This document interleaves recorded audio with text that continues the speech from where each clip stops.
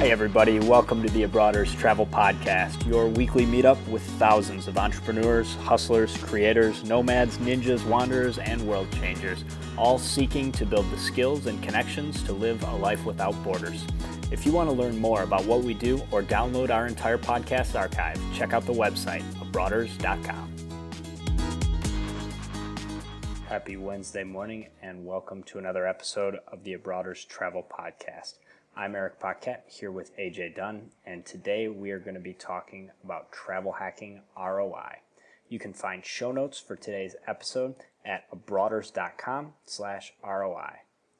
How's it going, buddy? Welcome back. Sorry we lost you for a little while there in Mexico. Good to have you today. Yeah, I had some serious technical difficulties at both the airport and at the hotel, so good to be back with some solid Wi-Fi. Well, you gave a hell of an intro. Got a pretty solid 2 or 3 minute performance before the Wi-Fi came back to bite us. All right, guys. So as we said, this week we're talking about ROI. I was listening to the most recent Tropical NBA, and Dan and Ian were talking about how much the cost of location independence has fallen over the last decade. So a lot of their conversation focused on accommodation, or more specifically, how easy it is to get set up with new players in the game like Airbnb and have the infrastructure for a location-independent business. What they didn't cover was airfare. So Dan and Ian are leaders in the movement of digital nomads and location-independent business and entrepreneurship. And we want to continue that discussion that they started today, talking about airfare and more specifically maximizing your ROI to make it possible to get from point A to point B. Yeah, so you hear location independence thrown out a lot around, the dynamite circle and the folks that have the small digital businesses. And, for you people that aren't familiar with it, it pretty much means being able to run your business from anywhere in the world. And I think there's a lot of different levels out here. You'll hear the term digital nomad thrown out as well. But people choose to use their freedom differently. But in our opinion, the most important thing is to achieve that freedom. There's some people constantly roaming new countries every couple weeks. Then maybe they return to a home base back in the States or wherever they're from. Some people post up in a place for an extended period of time, more than a month, to do that thing we call slow travel. And, when you think about it, it may seem normal to the folks out there that are doing the globetrotting in this, but for people that view travel in the context of a traditional vacation or holiday, 1 month in a city is a really long time, so that is unique. For me personally, the freedom is more important than travel, but I just happen to love to travel. I hate the idea of not being able to do something I want to do. So I'm in Detroit right now, and as weird as it sounds to people out there that have heard all these really nasty things about the city, that's where I want to be right now. And I'll be doing some extensive travel further down the road in 2014 anyways. So, I really only spoke of the freedom of being able to do what you want, when you want, and where you want, but there are also some major benefits that I think are overlooked. And I think a lot of people, when they think about location independence, they think about, sitting on a beach, sipping drinks. And I think if, while they're making money off of their brilliant systems, and if that's your end goal, I think you're missing it, because there's so much to be gained as far as the people you meet and the business relationships you can also make. I mean, what do you think about that, Erik? What are the biggest benefits in your opinion of the lifestyle? I think the first one, AJ, is networking, especially if you're transitioning from a traditional job to a location-independent business. A lot of the people that are at the forefront of this movement are in Southeast Asia. And so being able to travel gives you the opportunity to be close to those people, allow them to help you build a client base through referrals, help you solve problems in your business by serving as mentors, and ultimately help you get to the next level much more quickly. The second big one, I think, is arbitrage. And so being able to be mobile gives you the opportunity to see and experience new products and services that are working in one place that might not exist in another yet. And so, that's something that's happening a lot right now in Brazil. There are tons of companies successfully taking models that are already established in the United States and transitioning them for the Brazilian market. And so that's a huge opportunity that you can take advantage of if you have the mobility to work and live anywhere. So those are a couple of the things that we're looking at from an entrepreneurship perspective. But today we want to talk about ROI, because right now we're leveraging loyalty programs to get tens of thousands of dollars worth of travel each year at 90 to 95% discount. And so this was the first time that you and I took a look carefully at the numbers. I think we kind of had this sense that we were doing a great job, that we were certainly getting value that was covering the cost of the annual fees and the expenses of travel hacking. But looking at these numbers, I did not expect what we found out. We are making a ton of hay by doing this, and so I think it's really important that we not only share how we're doing, but also help other people track their results. And I think part of it is we've done just quite a bit of travel, and I forget how many places we've been and how many flights we've taken, and it really adds up more than I thought it would have. Before we get any further, though, what do you have to say to people that have that traditional job? I think some people might be discouraged, and they think it's an all or nothing thing where they either have to be globetrotting and starting a business, or they just have their regular job until they can do that. What about travel hacking for somebody that has a bit more restricted vacation time, but vacation time nonetheless? That's an awesome question, man. And also, on top of that, it's not just people that have a job as a restriction. A lot of people can't travel because they have kids or have other family commitments that make it difficult to spend a long period of time and be away from their home base. If you're looking at short-term travel, or in particular, if you're looking at a really restricted schedule where you've got specific dates that you have to travel, you don't have the luxury of waiting a month for the best award availability, it's even more important that you have that diversified portfolio of frequent flyer points, because the more options you have, the better your chance of getting availability, the better your chance of making that trip happen when you need it to happen. So, we ran into this a couple of times this week with award availability for our booking clients, that they had restricted times that they could travel for business trips, and sometimes they just had one or two types of points. So bottom line, even if you're not in a situation where you're doing this globetrotting thing, you can't afford to miss out. There are thousands of dollars in value that you can grab just by leveraging your personal credit, and we're going to show you how to do it, and we're going to show you how to track it. All right, before we get into the travel hacking ROI nuts and bolts, we got a couple of big news items. 2 major shifts in the global airline alliance structures and what they mean for you. TAM is Brazil's largest airline, carrying over 50 million passengers annually and operating 900 daily departures to 55 destinations in Latin America. So, TAM has now transitioned out of Star Alliance and into One World Alliance, meaning they've got totally different partners and a couple of huge opportunities. The reason that this is really exciting is that with the World Cup coming up, One World Alliance went from having 7 Brazilian destinations to having 42. And so that means there's going to be a ton of opportunities for intercity travel by plane during the World Cup. The other reason that you should take note here is that British Airways are one of the most interesting loyalty programs in that they're distance-based, and the best value are for really short routes that are really expensive. The World Cup is going to be exactly that. Sao Paulo to Rio is like a 40-minute flight, and they're pricing out at close to $1,000 during the World Cup. So what this means is that you can use somewhere around 4,500, maybe 7,500 miles and be able to book one-way segments using British Airways for direct TAM flights between cities during the World Cup. It's going to be a huge opportunity. We're probably going to put out some blog posts and more content on that. But for now, just keep in mind, you're now going to be able to use your British Airways points to book on TAM. The other big news is that US Airways, as part of their process of merging with American, is also leaving Star Alliance and joining One World. Very similar opportunity here to what we just discussed in Brazil.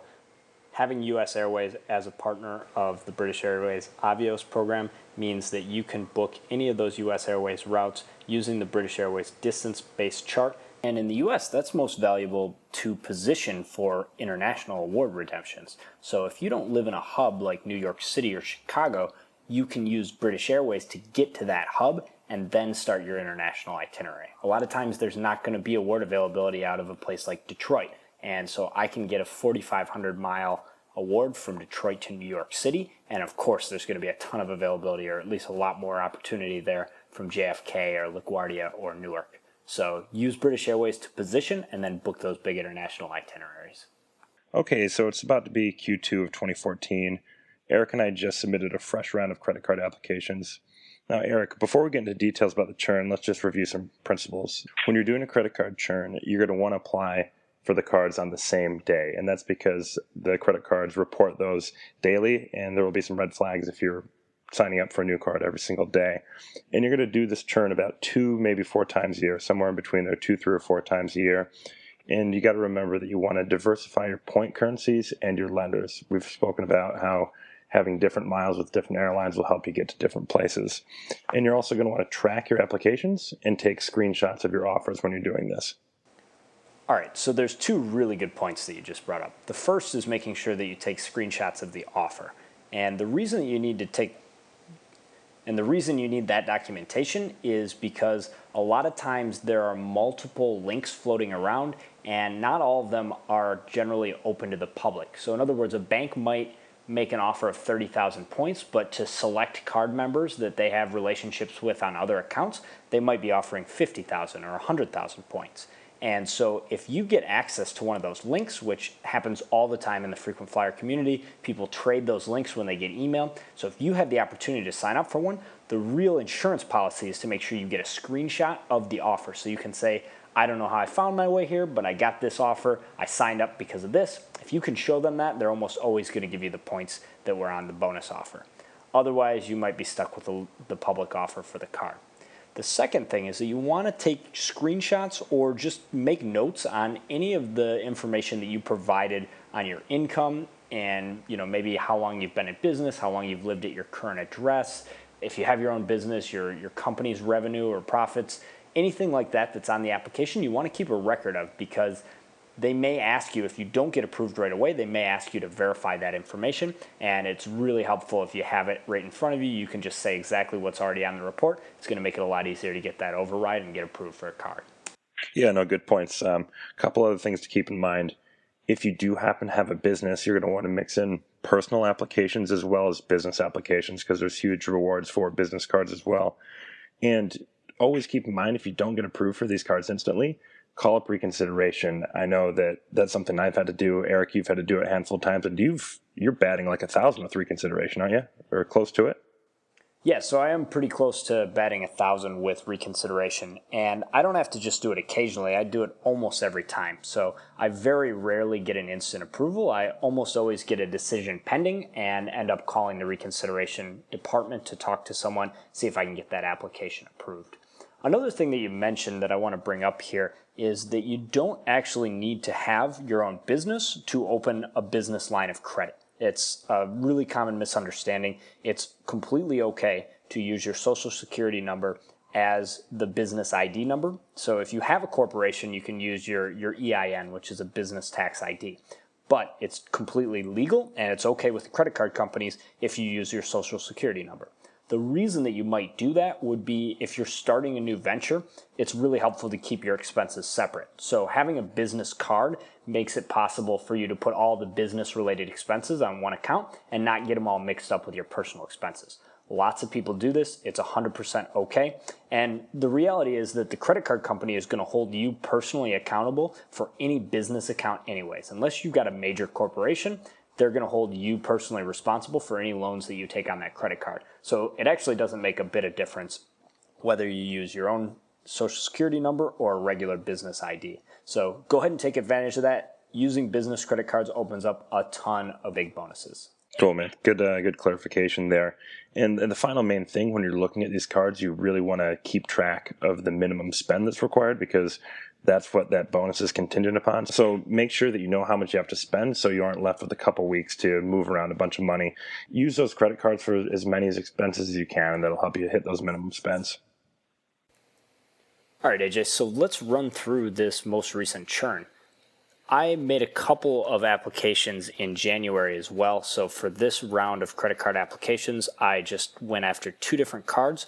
One of them was a United Explorer Visa card from Chase. This one was a business account. So I already had the personal version of this card, and this is exactly why business cards offer a whole new set of opportunities. So I have the personal version, and I just applied for this business one.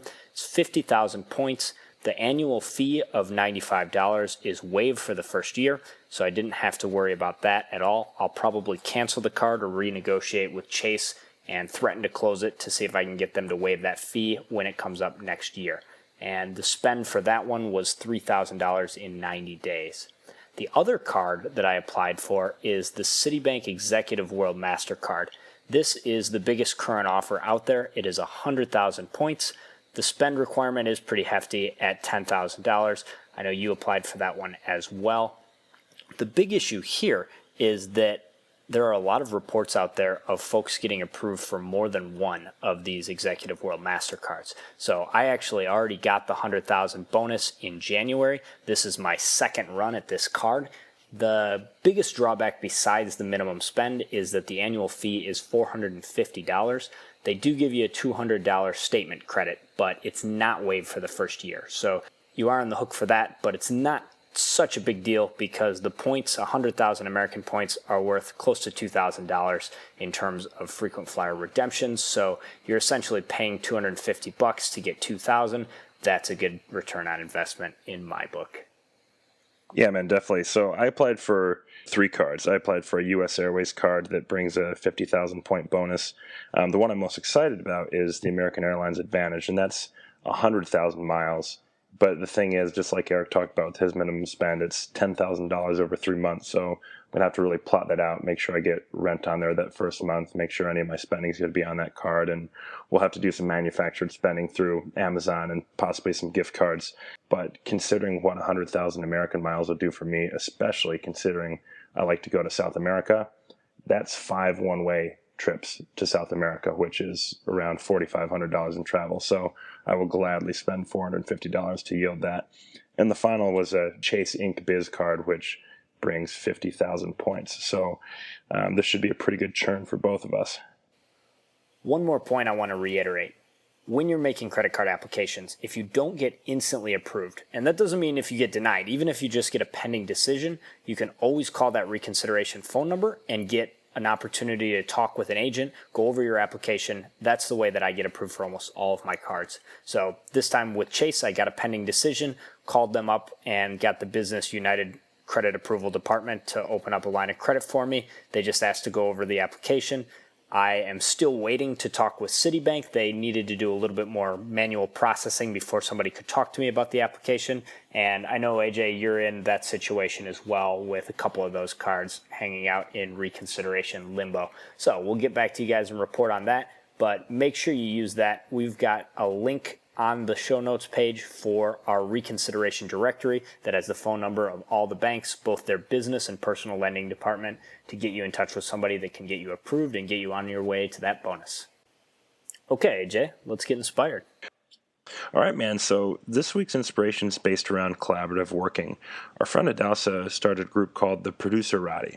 As he states, we are a community of creators, united by a common desire to be productive and build great things. We interact with one another through virtual co-working meetups called jam sessions. Within a given jam session, we synchronize our work and we break times in accordance with the Pomodoro technique. Erik, what's the Pomodoro technique? So it's a way to organize your work sessions into short focus bursts. Generally, you declare a set activity for your first session and you work for 25 minutes towards achieving that goal, and then you take a 5-minute break. The genius of what Adalsa's created is that there's now a group accountability built into the Pomodoro technique. And so when I was trying to do it by myself, I frankly just didn't have the discipline. It didn't work because I didn't stick with it. And now we're using GroupMe to coordinate these sessions of 25 minutes and then a 5-minute break with people all over the world. And so not only is there work happening at all hours of the night because we got people in Asia, we got people in Europe, but also everybody's announcing their goals and their different objectives. So you got a chance to see what other people are working on, and it's motivating. You know, I woke up yesterday at 6 a.m. and somebody was announcing their objectives for that 25-minute session. And normally I don't get up that early, and I got up at like 6:30 to get started with work because I was just really keyed by other people getting stuff done, and I wanted to be a part of it. So pretty cool stuff. Cool, man. All right, good inspiration. That is good stuff. Let's get into the core content. So as Erik mentioned earlier, we talked about the ROI of travel hacking, and the truth of everything is just nothing's free. So when in travel hacking, there's a few costs you run into. There's time spent on managing everything. There's annual fees on credit cards. There's manufactured spending transaction costs. So in the past, we've done our best jobs to apply for the cards that we think have reasonable, annual fees and that will bring us good return and will help us get to where we want to go. But for the first time in our travel hacking careers, we've really tried to take it to the next level, and now we've gotten a true ROI of all of our efforts from the past. All right, so before we get into the numbers, let me take a second and explain how we're actually tracking this. I'm using Google Docs, but the tool doesn't matter at all. So you could use Google Docs or Excel or pencil and paper. On the earning side, I'm tracking how many bonus miles I'm earning and the annual fee that I end up paying, which is my cost of getting the points. Keep in mind that most credit cards offer the annual fee waived for the first year. So a lot of times that's not factoring in. I only add the annual fee if I end up paying it by keeping that card for the next year. And usually in those cases, I'm going to get some bonus points in return for keeping the account open. Each application is a new line item on my ledger. And so at the end of the year, I just add up all the miles and all the annual fees I paid to get a summary of my cost per point. On the redemption side, I'm tracking the number of points I spent and how much I saved by using points instead of buying the ticket outright. So as you know, almost all awards cost some money in terms of taxes and fees. And the amount depends a lot on which program you use. So let me give you an example of the calculation. These, by the way, are real numbers from my flight home from Brazil to Michigan at the end of this month. I spent 18,000 American Airlines miles on a ticket that would have cost me $2,200 to buy a one-way. I have no idea why it was that expensive, but that was the cheapest flight on Orbitz and Expedia for that date. And from a methodology perspective, that's how we're calculating this. Sometimes you end up finding out that the date you booked the ticket was really cheap. Sometimes the date you booked it was really expensive. This was obviously one of those cases. I'm not sure why. I ended up paying around $50 in taxes and fees. So all we're doing is subtracting that out to find out how much I saved by using points. In other words, 18,000 American Airlines miles saved me $2,150. Okay, time to get transparent with the Abroaders community and talk some hard numbers. From January 2013 to the end of March 2014, I earned 563,000 points and paid $837 in credit card fees. On the spending side, the numbers that came out of the spreadsheet completely blew me away. We redeemed 400,000 points at a total of $787 paid in taxes and fees and ended up saving a whopping $20,197 on airfare. Obviously, AJ, you and I are not in a position to drop that kind of money on traveling, so credit card churning was a complete game changer. That redemption side included 10 international trips and 3 domestic ones. Also ended up buying a few plane tickets when it didn't make sense to use miles, so I spent a grand total of $1,263 on airfare, traveled a total of 77,422 flown miles, including 8 countries: Brazil, Germany, Czech Republic, Thailand, Indonesia, and Vietnam. I've got Italy and Spain coming up on my agenda for the end of August. That's included in the numbers as well because those tickets are already booked and confirmed.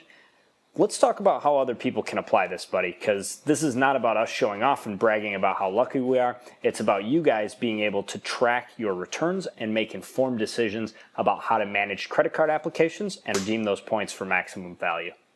No, I think it's cool that you highlight that just to kind of show what's possible. But yeah, for anyone that wants to track their ROI or anyone that's starting, here's a few things to keep in mind. First of all, you want to track all of your annual fees from all of your travel hacking credit cards, because as you know, some of those can be expensive, up to $400 or $500 a year. You're going to also want to track any taxes and booking fees you pay when you redeem a flight with points. And when you do redeem a flight with points, you want to take a look at how much that flight would have cost if you bought it how normal people buy flights with money. And that's ultimately what we're basing this off of, seeing how much money we're saving by redeeming with points versus buying with cash. And the final thing is to make sure you categorize which type of miles you use for each redemption. You might find some interesting trends in your data. Because if you have a really expensive annual fee card that you didn't end up even using any of those miles, that's not a good return right there. And if you've got that data, you can continue to improve your travel hacking decisions. So that information right there should get you off to a good start. Erik? Yeah, I think the really important thing that you mentioned there is tracking per program. It's one of the really good reasons to use Excel because it lets you sort those out. I don't have the numbers ready to run for you guys per airline, but we redeemed a majority of our points using American Airlines or United or Chase Ultimate Rewards transferred to United. I know across the board on all redemptions we came in at 4.9 cents per point. And on the earning side, we were paying less than 1/6 of a cent per point. So obviously that's a huge return. And there's really just a couple of things that we did well that made it possible. One, we minimized annual fees by negotiating with banks. We ended up only paying a couple of annual fees on the cards. The rest were either waived or we were able to earn extra bonus points in return for keeping the account open. So leverage that. We've got a couple of blog posts on it, but you do have the ability. Banks want to keep you as a customer, so you can call them up and tell them you're not interested in paying that fee. You need to use the word cancel. Tell them you're planning to cancel. They'll transfer you to a whole different department that can give you lots of good stuff. Next, we maximized the bonus points that we earned per application by applying when cards had unusually good sign-up bonuses and promotions. On the redeeming side, you got to look for those expensive tickets. We booked a couple of business class tickets, and that's part of the reason we were up in $20,000 in savings territory. Business class tickets can cost $4,000 or $5,000 on some routes, and it's an amazing experience. So I definitely recommend giving that a try. But premium class bookings are not required to get a great return on investment. We still book the majority of our flights in economy, and points can save you huge on economy too, especially for last minute travel like your flight back from Carnival, which we booked just 3 days in advance. So there's tons of big opportunities.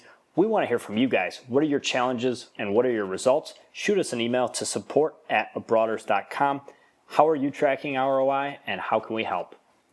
That's all for today, guys. Thanks for listening. Show notes again are at abroaders.com/ROI. Next week is going to be a good one. We are doing our first ever interview, so tune in next week, 8 a.m. Eastern Standard Time. What's the jam of the week, partner? So this week's International Jam of the Week was released in January of 2014.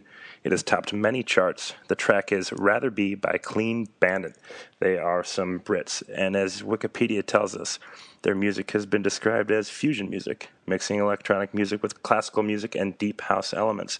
They produce the music themselves and invite guests and artists to sing their songs.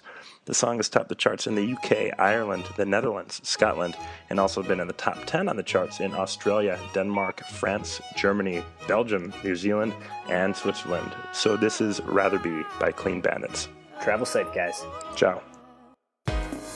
If you gave me a chance, I would take it. It's a shot in the dark, but I'll make it. Knowing the little hope, you can't shame me when I am with you. There's no place I'd rather be.